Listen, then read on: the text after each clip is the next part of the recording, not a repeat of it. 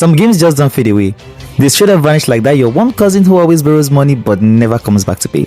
Today we are digging up the top 5 games that players have forgotten, and trust me, these games will hit you with nostalgia you didn't ask for. Alright, let's go! Number 5! The Mercenaries. Before Just Cause went wild with explosions, we had the Mercenaries, a sandbox of chaos where you could blow up literally anything. Tanks, buildings, even your mission objective by accident. Crazy stuffs, I know. Yeah, I know. It was junky, it was messy, but it was glorious destruction. These days, people barely mention it. Sad, because a new Mercenary would give GTA Online some serious competition in who can blow up stuff's faster categories. Damn, look at the graphics. Can't believe I played that shit, but it was good. It was actually good. Yeah, it was good. Yeah, it was good. Next up is another game I felt was actually slept on. Let's be honest, Sleeping Dogs was basically GTA with Kung Fu. And it slaps, literally. You're on the cover cop in Hong Kong, smashing heads into fish tanks, throwing dudes into fans, and still managing to go after some dim sum after.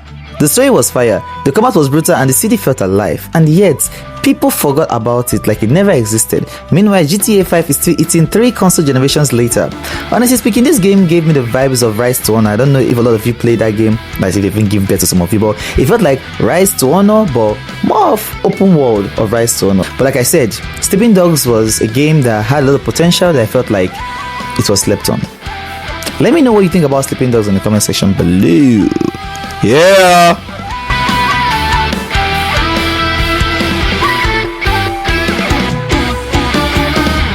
Number 3.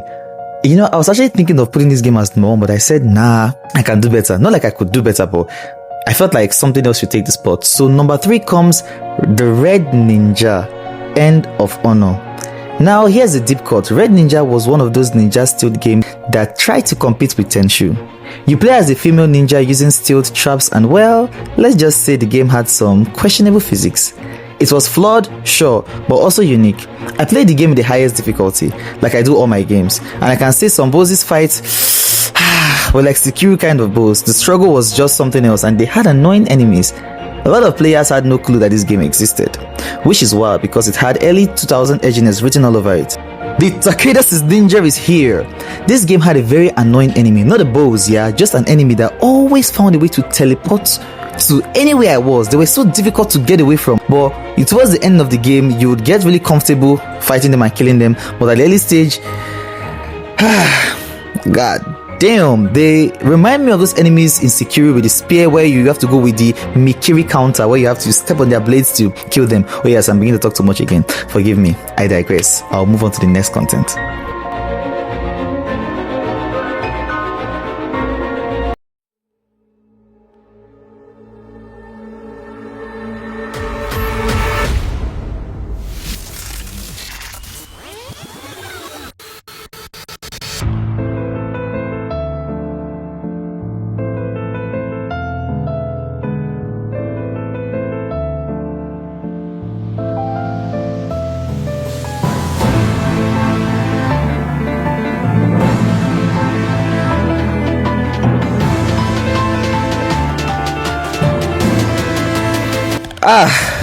Prototype.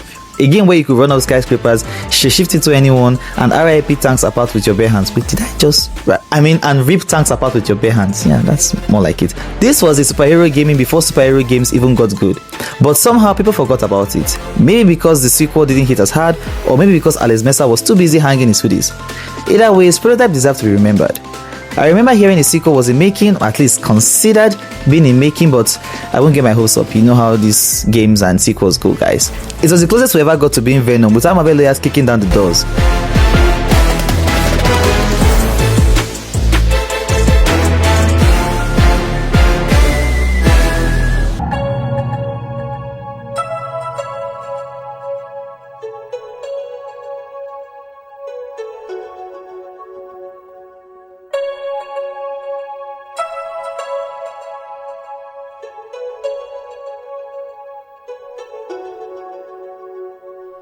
Tatsumaru, it's me, Rikimaru.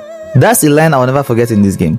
Before Assassin's Creed was making you climb towers for map markers, Tenchu was making you fear the shadows. The Tribal Chief Ninja Stealth series. Stealing kills, grappling hooks, rooftop assassinations. It was pure ninja fantasy and then it just vanished, just like the Avatar. Today no one talks about it.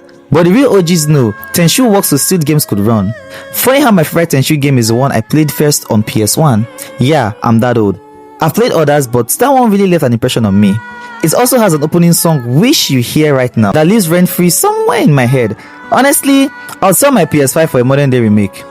Okay, no I won't though, but you guys get the picture.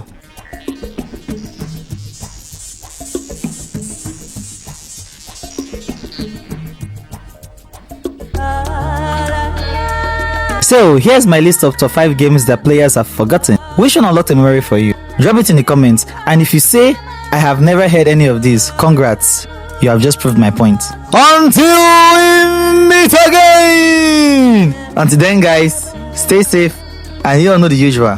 Take care of yourselves.